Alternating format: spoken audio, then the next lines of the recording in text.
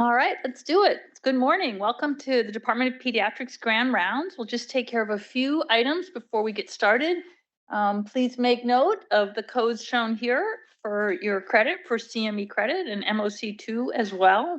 And want to call your attention to the next two ground rounds. We're just thrilled that Nicole Yamada in our department was a really distinguished career in simulation is going to give a presentation on helping practice make perfect, the role of human factors approach in simulation, debriefing, and team performance research.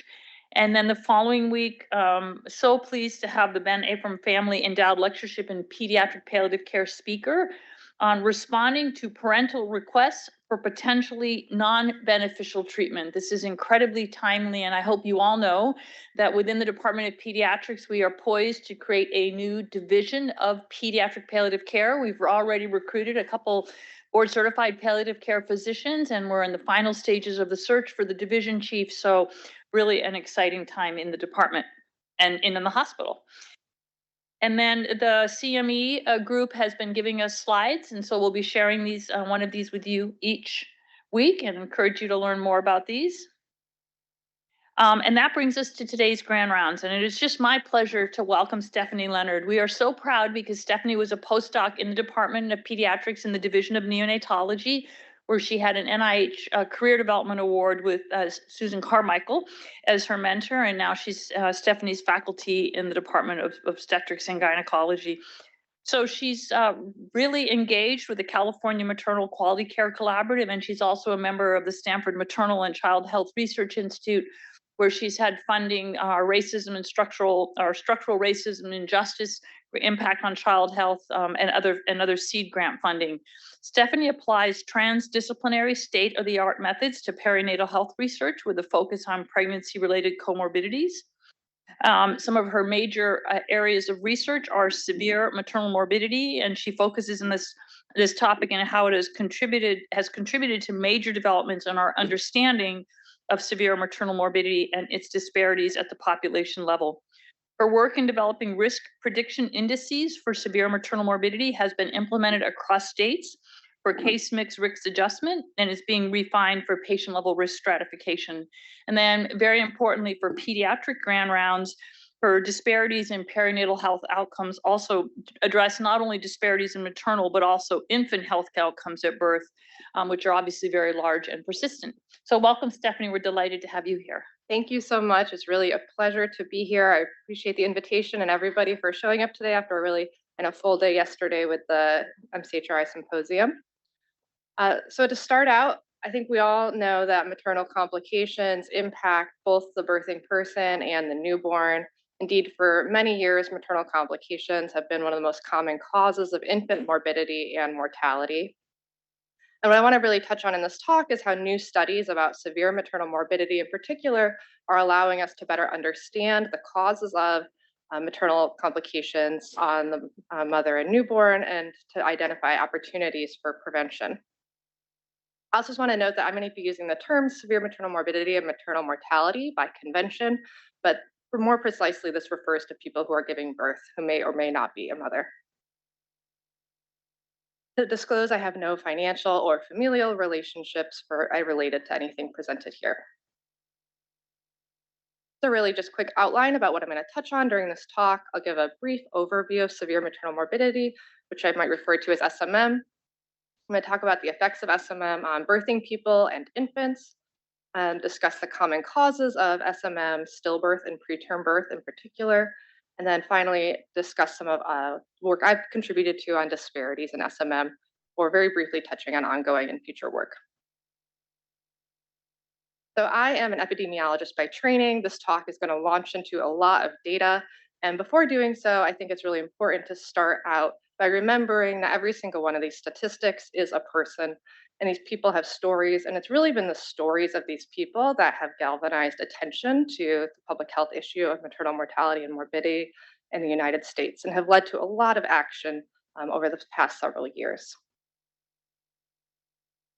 And in addition to these people, every single one of these cases affects a family. And shown here are some of the surviving families of maternal mortality, as well as their organizations at the bottom. So as people are probably now well aware, unfortunately, the United States stands out among high resource countries in our rates of maternal death.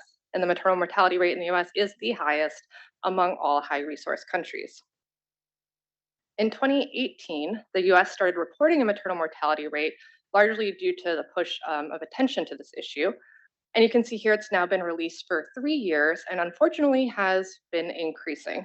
In 2020, that was 861 people died from during pregnancy or during the postpartum period, which translates to a maternal mortality ratio of about 24 per 100,000 live births.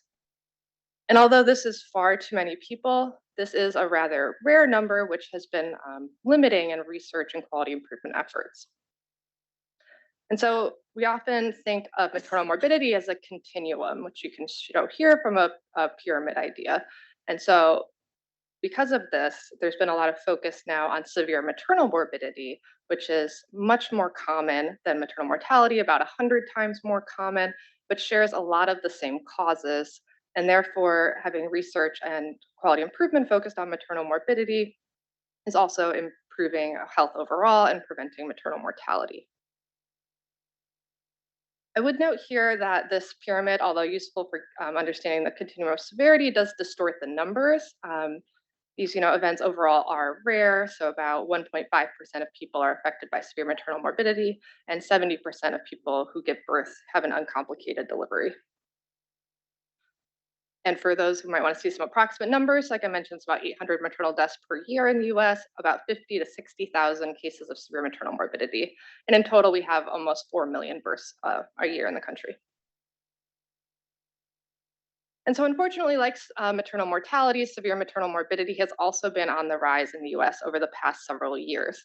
And as I mentioned, currently it affects about 50 to 60,000 people per year, kind of depending on how you measure it and which data source. And that's about 1 to 2% of births. There's different definitions of severe maternal morbidity, but here is the CDC's definition, which is unexpected outcomes of labor and delivery that result in significant short or long-term consequences to a woman's health. However, I would note there's also increasing attention to SMM occurring during pregnancy and the postpartum period, as that's actually a pretty large proportion of those events. And so these can be a large range of events, which I'll show here. So CDC identifies maternal morbidity as if any one of these diagnoses or procedures occurred during labor and delivery. You can see these range from cardiac events to major bleeding events and procedures like hysterectomy and ventilation. And how SMM is defined varies quite a bit by country, and this is what we use here in the US for surveillance and research purposes largely. Here I'm showing the overall prevalence of each of these indicators, and the main point is just that you can see how blood transfusion really stands out. Blood transfusion is the dominant indicator of severe maternal morbidity event. About half of SMM cases, blood transfusion is the only indicator of a severe maternal morbidity. And then after that, you can see the most common ones are hysterectomy, DIC, acute renal failure, ARDS. And because of how common the blood transfusions are, and because for people who only have a blood transfusion and no other indicators, there's findings that those are less severe events than the other cases. Now the CDC and others are recommending that both all SMM be reported, as well as ones where we exclude people who only had a blood transfusion. And we refer to this as non-transfusion SMM.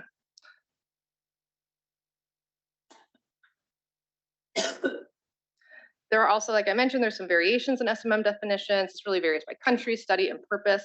So in addition to that prior definition, which I'm going to talk a lot about with research and surveillance, CDC and ACOG, the American College of Obstetricians and Gynecologists, recommend a facility-level multidisciplinary review of SMM, identifying the cases with a different procedure, which is whether there was admission to the intensive care unit or if there was a transfusion of 4 or more units of blood products during pregnancy, birth, or postpartum. And just to note, we can't use this in research and surveillance because we almost never have good data on whether someone was admitted to the ICU or how much blood was transfused. But this is really useful at the hospital level. And with that, I'm going to start going over the effects of SMM on birthing people as well as children. So as I mentioned earlier, there are short and long-term effects of SMM on people who give birth.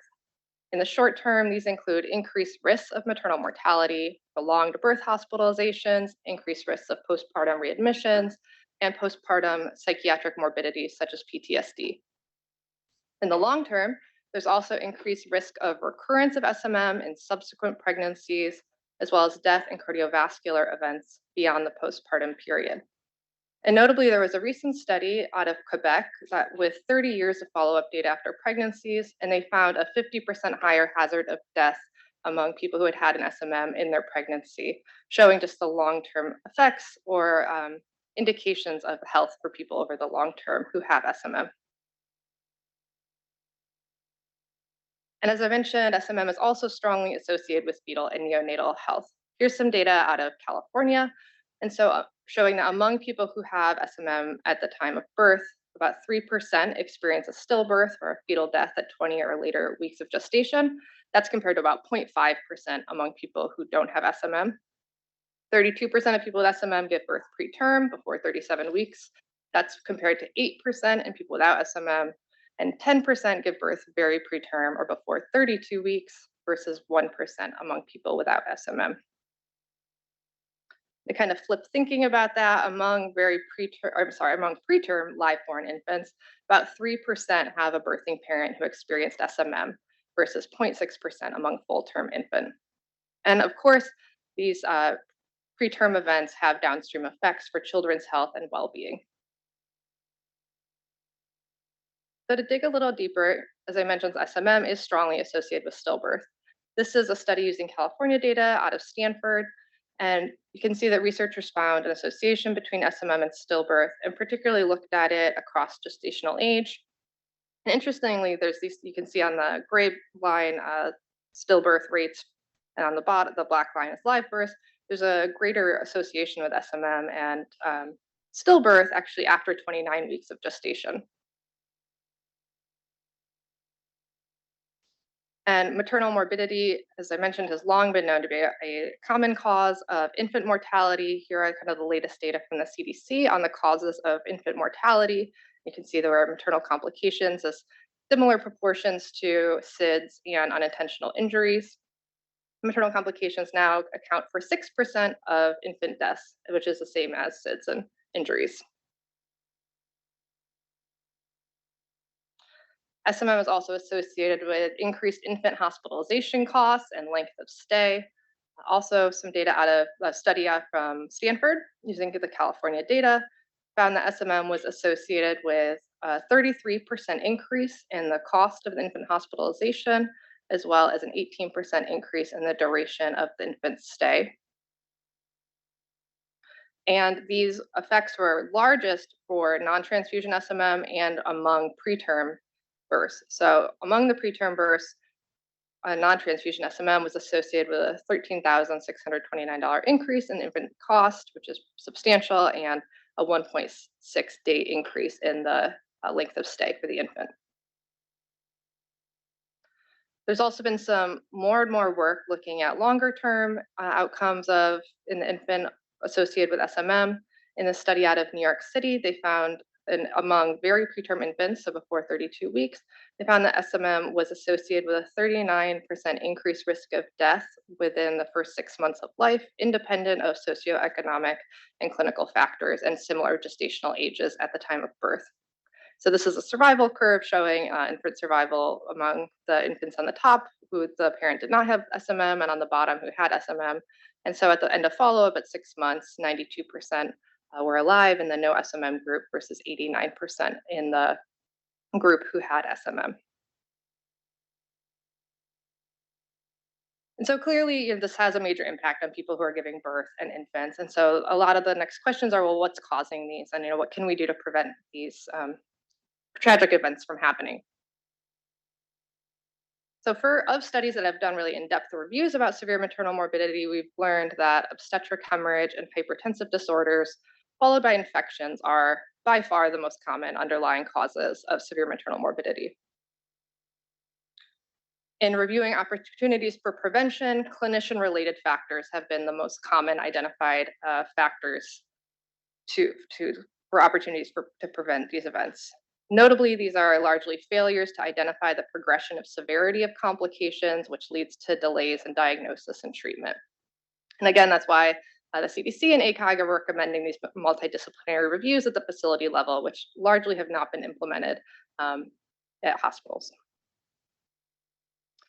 And to go back to this study about stillbirth and SMM, they also looked at the causes of the stillbirth. And what they found was that SMM incidence was highest among the stillbirths that were caused by hypertensive disorders and placental conditions. And then in another study, also out of California, where they actually reviewed SMM cases to confirm that they were true severe events, they found that 41% of those people gave birth preterm. And then this table is showing what the underlying diseases were among those cases. And you can see that hypertensive disorders and placental hemorrhage were the leading diagnoses among these SMM cases that had a dual burden of preterm birth. And specifically that there were 26% with placental hemorrhage and 35% with a hypertensive disorder. Notably, prior cesarean was exceptionally high at 63% among the placental hemorrhage SMM cases, which is largely noting how having a prior cesarean puts someone at higher risk of having placenta accreta and similar conditions during their subsequent pregnancy, which can lead to preterm birth. And so this leads me to the potential benefits of efforts to prevent SMM also on fetal and neonatal morbidities. And I'm just going to highlight a few of the initiatives of the California Maternal Quality Care Collaborative, or CMQCC. The first one being the prevention and management of hypertensive disorders. These are hospital level toolkits to help improve the quality of care related to hypertensive disorders. But clearly from the prior slides, these would also have benefits for reducing hopefully the risk of stillbirth, preterm birth, and infant morbidities. Second is the support of vaginal birth and reducing primary cesareans, which is described most recently in this paper here. And again, if we can reduce rates of primary cesareans, that really improves the health for mom and baby in the subsequent pregnancies. There's also CMQCC works a lot on development of quality measures that are used by government and quality review agencies to measure maternity care performance. These are like the Joint Commission and Leapfrog, and these really also are being widely implemented as ways to improve hospital quality for birthing people and infants. And so now I'm going to focus on some of work I've contributed to about severe maternal morbidity in California. As probably most people here are aware, California is a large and diverse state, which is really ideal for studying maternal and infant health and rare exposures and outcomes. Of every 8 babies born in this country, 1 is born in California. It's about 450,000 births per year. And California also has had a really unique investment of public-private partnerships to leverage our data to better understand and identify opportunities to improve health for birthing people and infants. And highlighting here Stanford, CMQCC, and some of the state health agencies. And as I was kind of describing some of those studies coming out of California, and I'll be doing some more, I'm just going to describe the data set that people tend to use. And this is also widely available for people who are interested in this and to better understand what kind of the strengths and limitations are of these data. So nearly every birth receives either a live birth or a fetal death certificate. And shown here is how you can really get really detailed information out of that you cannot get anywhere else in administrative data sets, particularly birth weight, gestational age, and parity morbidity. Secondly, there are birthing patient discharge data. So these are the diagnosis and procedure codes for someone's hospitalization for birth. And shown here is that's how we identify severe maternal morbidity pretty much widely throughout the US, is using these discharge billing data. And so you can look at the indicators for SMM to identify it from there. And secondly, the infant also has their own discharge billing data from their hospitalization, as well as hospitalizations throughout their first year of life and ED encounters. And through efforts of a lot of people, these have all been linked together across many years, which includes millions of births. So the strength of this, as you might guess, is largely the size. It's probably the largest population-based birth cohort in the US that has information on kind of the gestational age as well as diagnoses and procedures. population-based, so there's really almost no risk of selection bias. We have a large diversity in the state, and there's quite a lot of detail. However, there is definitely significant underreporting and some issues with data quality. These are not collected for research purposes largely. There's no direct physiological measurements, and there's no information on outpatient encounters or medications. This is just to kind of bear in mind as I go through the results. So I'm going to talk a bit now about disparities in severe maternal morbidity. A lot of my work has been motivated by this kind of primary question of who is most affected by severe maternal morbidity and mortality and why. And in this report from the CDC, you can see a figure on the left that particularly people who are Black or American Indian, Alaska Native are experiencing the highest rates of pregnancy-related deaths. And in this report, the CDC wrote that differences in proportionate causes of death among Black and American Indian, Alaska Native women might reflect differences in access to care, quality of care, and prevalence of chronic diseases. However, especially at that time, was not really a lot of evidence or research focused on those, and that's really what we've been trying to hone in on in our research. Similar to maternal mortality or pregnancy-related death, there are also major racial ethnic disparities in severe maternal morbidity. This also comes from the CDC and multi-state data showing the odds of SMM compared to non-Hispanic white people after adjusting for socioeconomic factors and comorbidities. And similarly, you see the highest rates among Black, American Indian, Alaska Native. I also just want to acknowledge that these data and a lot of the data I'm going to show aggregate Asian and Pacific Islander, and going forward, I think there's lots of efforts to disaggregate these groups as there are significant differences between them. So similarly, as I'm sure people have seen before, there's similar racial ethnic disparities in preterm birth. Slightly different, but still highest incidence among people who are Black, American Indian, or Alaska Native. These data are from March of Dimes for the US. And very parallel to racial ethnic disparities in infant mortality, highest rates among people who are Black, American Indian, Alaska Native. So in our initial work several years ago, we started with looking at trends in severe maternal morbidity in California across these major racial ethnic groups. And what you can see here is that from 1997 to 2014, that the incidence of SMM nearly tripled among every major racial ethnic group. And after we did actually further analysis and adjusting for sociodemographic factors and cesarean and comorbidities, and we found these disparities were attenuated, but were very persistent over time.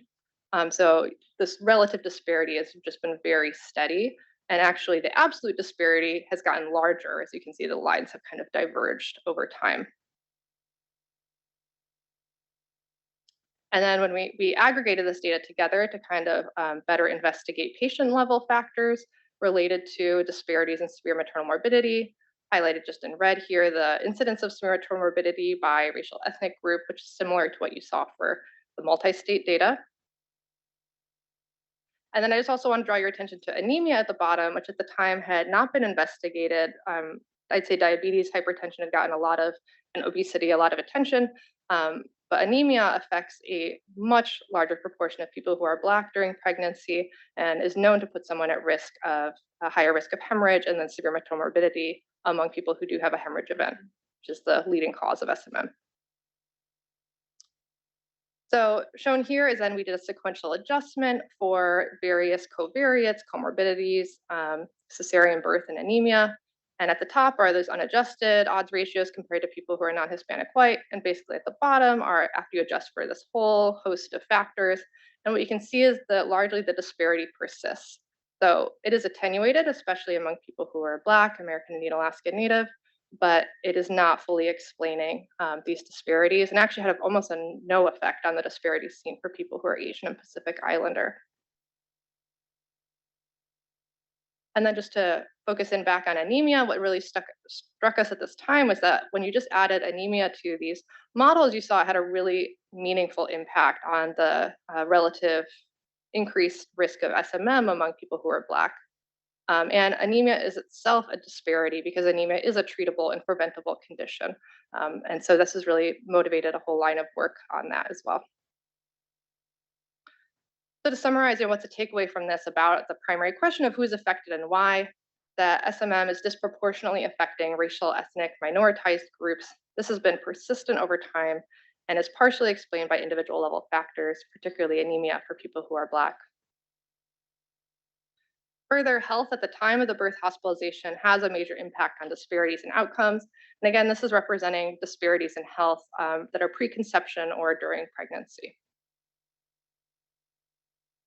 And so as we were also doing our work on severe maternal morbidity, something, this confounding by comorbidities really just kept coming up. So basically any kind of risk factor or differences you want to compare to groups of severe maternal morbidity, because comorbidities are so strongly associated with severe maternal morbidity, it's hard to disaggregate that from events at the time of delivery.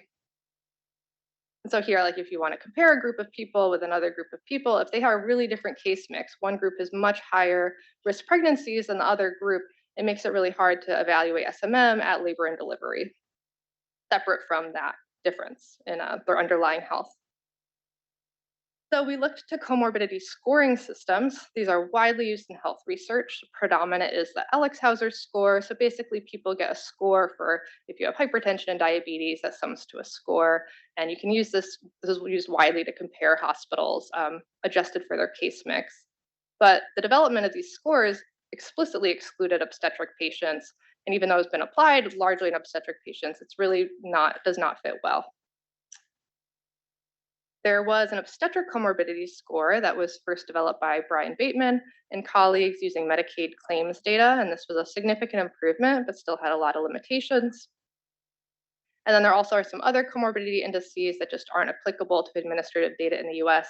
As I mentioned, we basically get ICD codes, and so it has to, anything with information on physiological measurements isn't available. So our initial study goal was to develop and validate an obstetric comorbidity scoring system that can be applied consistently across US administrative data sets. And the primary purpose was to, one, summarize risk, and to two, improve the comparisons of SMM across patient populations that have different comorbidity case mixes. Just to summarize what we did in one slide, so we used these California live births from the CMQCC data, and we developed and validated the scoring system, and then we externally validated it as well in a national commercial claims data set. We considered 27 different comorbidities based on prior literature and knowledge. We looked at SMM as well as the non-transfusion SMM, as I mentioned, as kind of a more severe form of SMM. And then I used a targeted causal inference approach that was integrated with some machine learning, and that ranked the comorbidities, adjusted them for each other to come up with the scores. And then we validated it using some discrimination and calibration measures. I know this is a lot here, but this is the main point, is just these were the results, especially of our first pass. We've updated it a little bit since then. And you can see at the very top are the more severe, but generally more rare conditions that are more strongly associated with SMM, placenta accreta spectrum, pulmonary hypertension, chronic renal disease. And then they're ranked kind of in lower severity, but are often more common. So at the bottom, previous cesarean birth, older age at the time of birth, and gestational diabetes. And so basically and then on the right are the points that are assigned to these relative to each other. The higher the points, the more strongly associated it is with SMM. I'm just going to show it. And also it had good discrimination and validation overall. So as a really simple example, say you wanted to compare some patients at hospital A with hospital B and what their SMM rates were, kind of adjusting for the underlying health of the patients at the time that they came to labor and delivery. In hospital A, there's someone with no comorbidity, 0, someone with a twin pregnancy, they get a score of 20, versus in the other hospital, higher acuity patients, there's someone with pre-existing cardiac disease, a score of 31, or multiple comorbidities, hypertension plus asthma plus high BMI, and they have a score of 26. And this is a hospital example, but it can really be used for any population groups. And this has now been really widely being adapted and implemented by state perinatal quality care collaboratives and others. And then if you're interested in looking more about these scores and the risk adjustment, this is all posted here on the CMQCC's website. So at the time we're developing the score, this paper came out about challenging the use of race in the VBAC calculator. And so this largely motivated our decision to not include any race, ethnicity, or socioeconomic factors in our algorithm to avoid embedding social characteristics in risk management and decision-making. and as well to enable evaluation of disparities that are adjusted for underlying health at the time of birth. And then if you haven't read it, I just highly recommend this paper. It was a follow-up in the New England Journal of Medicine about race in clinical algorithms. So in our follow-up study, we had two objectives. The first was to evaluate the validity of applying this updated comorbidity scoring system across racial, ethnic, and socioeconomic groups. And then to determine the effect of the risk adjustment on disparities in SMM. We also slightly revised the score. We added ICD-9, ICD-10 conversions. And so to jump to the results from this, these are kind of 4 different ways of categorizing population. And the y-axis is the incidence of severe maternal morbidity, and then you have race, ethnicity, nativity, payment method, and educational attainment, which are all collected from the birth certificate. And the red bars show what the incidence of severe maternal morbidity is before just any standardization. These are just the observed incidences. And then in the gray is after you standardize for this very robust comorbidity score. What I really just want to draw your attention to particularly is that among racial ethnic groups, there is a lot of variation. And then both before and after this really robust adjustment, people who are white have the lowest risks of severe maternal morbidity compared to all of the other major racial ethnic groups. You do see attenuation of the risk in people who are Black and those who are Pacific Islander, but also notably that people who are Asian and Latinx, you actually see an increase in their risk with risk adjustment because on a whole, they have lower rates of comorbidities. And so when you risk adjust, it's actually masking the extent of the disparities. And that's similar for people who are foreign born, who overall in the birthing population have lower comorbidities, as well as people who have Medicaid and other government insurance. Then education, we see a clear disparity that actually doesn't seem to be affected at all by comorbidities. So I think the main takeaway from this about the question of who's most affected and why is that health inequities both during and before pregnancy strongly affect but are not fully explaining disparities in severe maternal morbidity. And so I want to switch gears for a moment from a lot of quantitative big data evidence to talking about some qualitative evidence. So at the same time, I was also working on a qualitative study to gain perspectives from people with lived experiences. And this was conducted with the March of Dimes and the Black Wellness and Prosperity Center. So our team conducted 9 focus groups and 17 key informant interviews from 2019 to 2020. And these included Black mothers with prior preterm birth, clinicians who served them, and representatives from community-based organizations in Los Angeles County. And then we performed a thematic analysis. And even though this was focused on prior preterm birth, but most of these people also experienced SMM or other morbidities during their pregnancies. So 5 themes emerged that I'm just going to walk through rather quickly, but the first was that chronic and pregnancy-related stress is very common among Black mothers. A patient shared, "I had to function through this pregnancy, even though I was going through so much and at times suffering." There was also lasting trauma from adverse pregnancy experiences. A patient shared, "I thought it was my fault that my body couldn't carry my baby." There were many comments about racism in healthcare. A nurse shared that patients believe that they will have another poor experience, which makes it difficult for them to accept advice and interventions. There was cultural incongruence in the patient care. One of the community organization representatives said that we have been around this circle because people don't want to share power and resources. And there was lots of sharing about self-education and self-advocacy among the mothers. The patient shared, "You have to advocate and educate yourself for your baby because they will try to bully you." And so from this, I think our big takeaway was that Black pregnant people experience chronic and pregnancy-related stress and have lasting trauma from adverse pregnancy experiences. These are exacerbated by racism and cultural incongruence within healthcare and social service systems. So now the last study I'm going to touch on is a growing body of work here at Stanford about obstetric health disparities among people who are sexual and/or gender minority. Sexual gender minority, SGM, is a term that includes but is not limited to people who identify as lesbian, gay, transgender, or queer. Approximately 7% of people in the US are SGM, and that proportion is continually increasing. And further, more than 1/3 of people who are SGM are parents. and many of these parents are building families through pregnancy and childbirth. SGM people are known to experience substantial health disparities. These include elevated rates of hypertension, diabetes, and depression. I'm quickly showing here how a framework for thinking about how these disparities are caused by dynamic interactions between levels at the factors at the societal level, community factors, interpersonal factors, and individual factors such as minority stress and chronic stress from being minoritized and experience discrimination. Also, just mention that in all of this work on obstetric health disparities, this group has largely been overlooked, and there's been almost nothing that has focused on the specific experiences of people who are SGM during pregnancy. So our team, led by Dr. Juno Obedin-Maliver, really sought to leverage a change in the California birth certificate that occurred in 2016. You can see here what the form now looks like. So where it used to say father, and now it says parent not giving birth, and that person can indicate whether they are the mother, the father, the parent, or other. And it used to say mother on the bottom, now it says parent giving birth, and that person can indicate mother, father, parent, or not specified.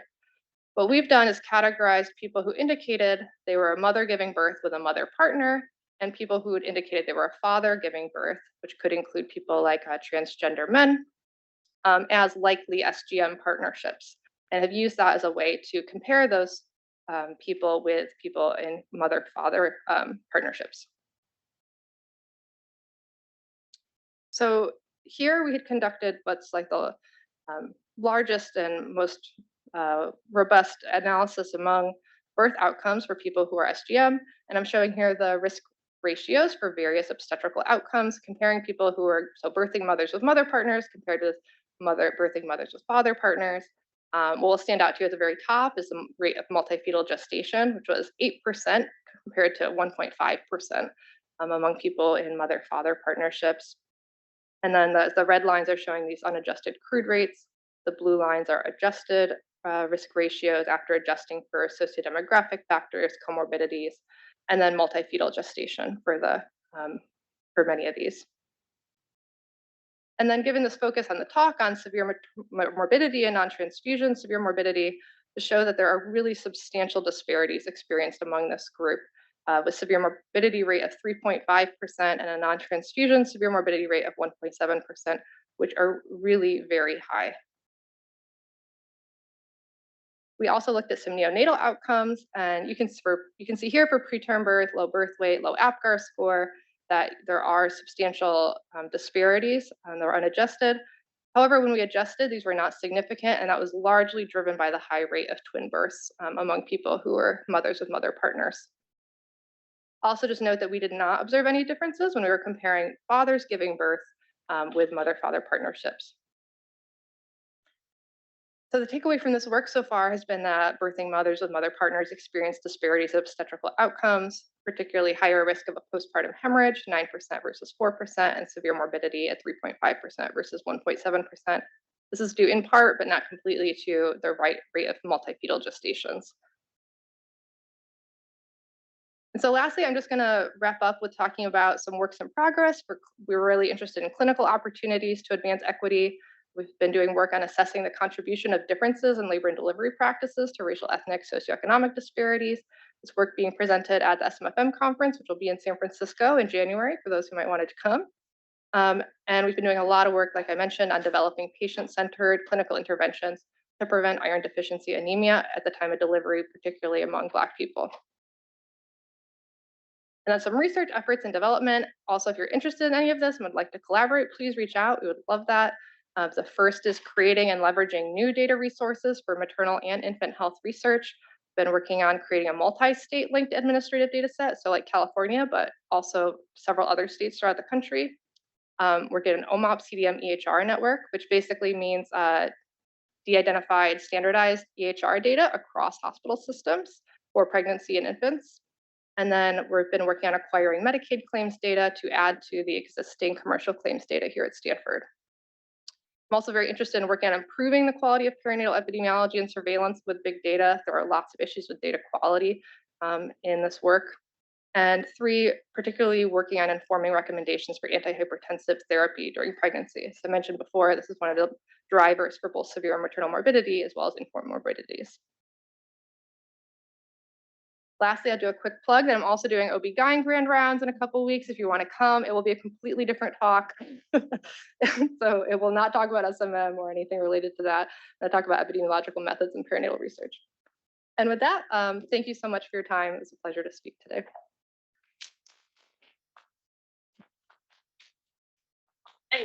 Thank you. That was wonderful. And it's already generated a lot of questions. And so I do want people to know that now that we're in this hybrid, we're still well positioned to take questions from the outside. So I'm going to start with a question from Fernando Mendoza. Can you measure immigration status of the mother? And if so, does that affect SMM? Yeah, great question. We can know from the birth certificate what state or what country the birthing person was born in. So we have looked at nativity. I'll go back quickly to one of these. I have nativity just to show you. And yeah, there are disparities for people who are, so in panel B here, this is nativity. So a little more, about half of people are, especially among people who are Latinx or Hispanic, about half are born in the US and half are not born in the US who give birth in California. And you can see that there's not really a disparity actually too much in the crude, but when you adjust for the fact that people who are immigrants actually have better health, underlying health, it's kind of masking a disparity that exists there. Okay. Beyond the work of CMQCC at the hospital level, do you have ideas about broader public health interventions guided by your research?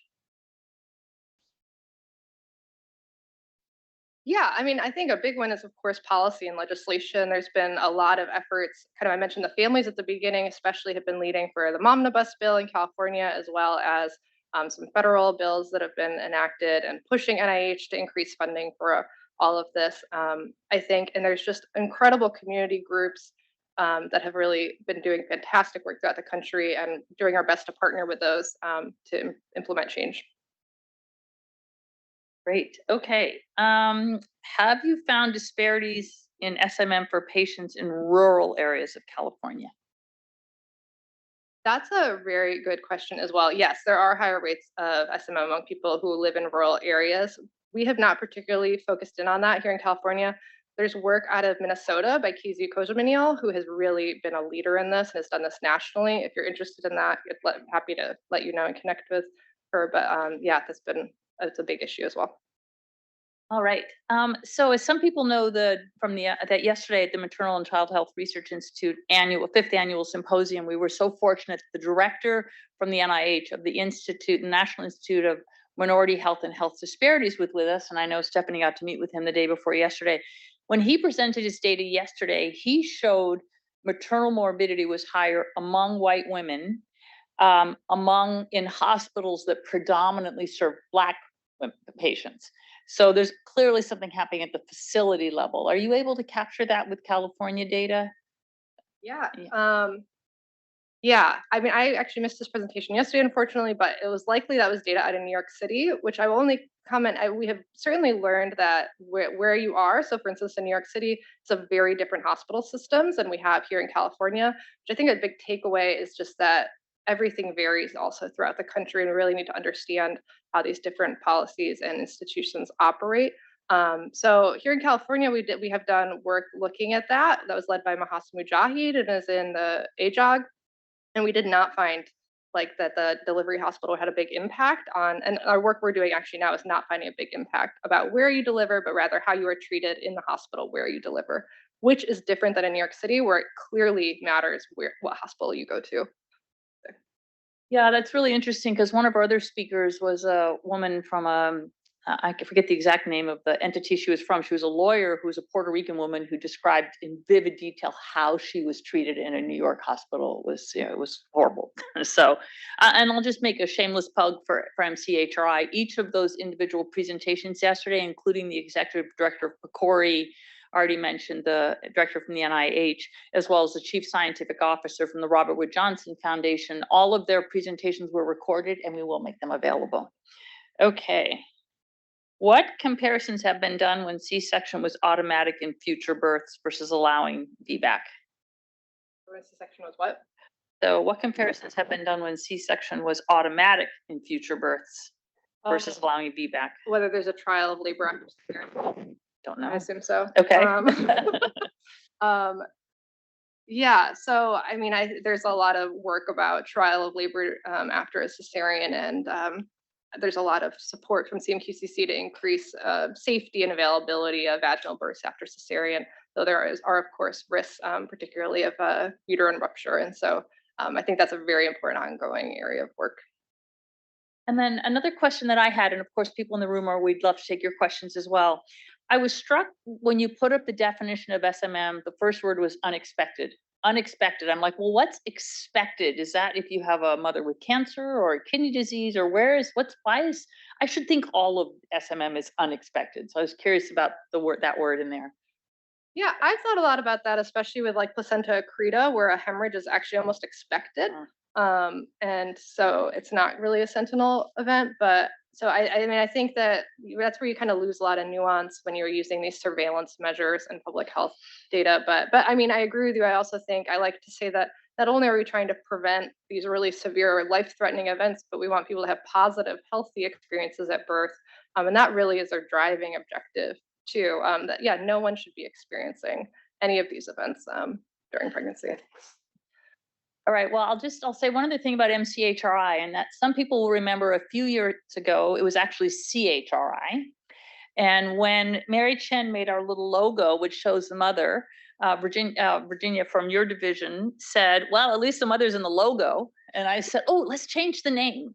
Right then, I said, I make a motion that we change our name to MCHRI. So moved, seconded, done. So we're so fortunate to have such close collaborations with our maternal-fetal medicine colleagues, and it's very unusual to be a children's hospital that includes MFM, but gives us such unique opportunities for these kinds of interdisciplinary collaborations. And I'm also especially thrilled, Stephanie, that MCHRI's grants on the impact of racism and social injustice on maternal and child health, that you've been so engaged in that work. So we're really thrilled that you joined us today, and I think there'll be a lot of good future conversations and collaborations. I also want to note that Stephanie's mentor is Brian Bateman. If you haven't met Brian, he's the new chair of anesthesiology, but he is a maternal-fetal obstetrical anesthesiologist with an extremely distinguished career in pharmacoepidemiology and maternal-fetal medicine. So another great bridge that we can create with other departments. Did I miss any questions? Oh, I think I got all the questions, and I think with that we'll conclude Grand Rounds. Thank you for joining us. Thank you so much. Okay. The preceding program is copyrighted by the Board of Trustees of the Leland Stanford Junior University. Please visit us at med.stanford.edu.